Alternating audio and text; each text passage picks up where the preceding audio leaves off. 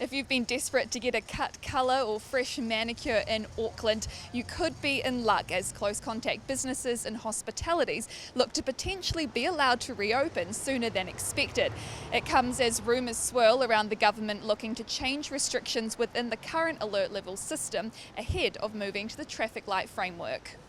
Under Auckland's current Alert Level 3 Step 2, only public venues and retail are allowed to operate, with hospitality and close contact businesses forced to stay shut.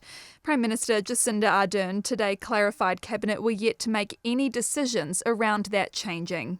As we've consistently said though, what we would really encourage businesses in Auckland and of course across New Zealand to do is to prepare for the new COVID protection framework.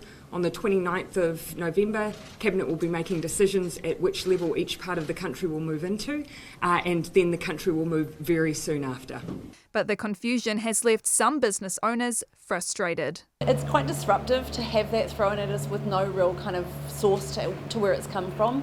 It takes a bit of planning to get back up and running again, and so we need some certainty, and I thought we had that for a December 1st start. So yeah, it was pretty emotional last night. When we're getting to the crunch of it, we need to know as business owners when we can open how it's going to look. There's no point just giving us a date and saying you're going to open in 24 hours. ACT Party leader David Seymour believed the government were creating and using rumours and says it needs to stop. The government has been feeding different lines to test the waters. You saw that with the Auckland border. Maybe we'll stop everyone, maybe we won't. Now they're feeding out lines about maybe hairdressers will be able to open in order to test out the vaccine passes.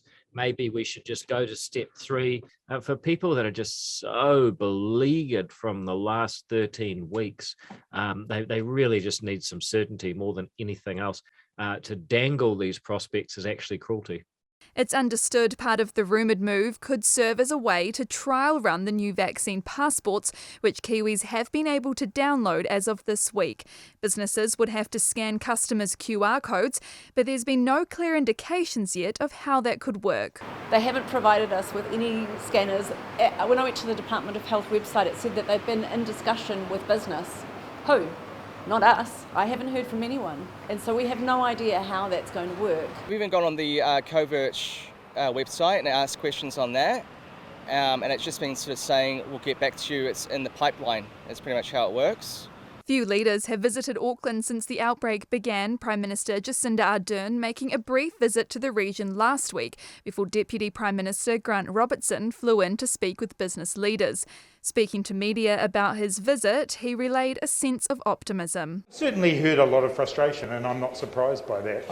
I would say I haven't heard a lot of anger, to be honest. People were very positive and constructive and respectful. But after almost 100 days in lockdown, some beg to differ. So I'm sorry, dude, who have you been talking to? We are angry.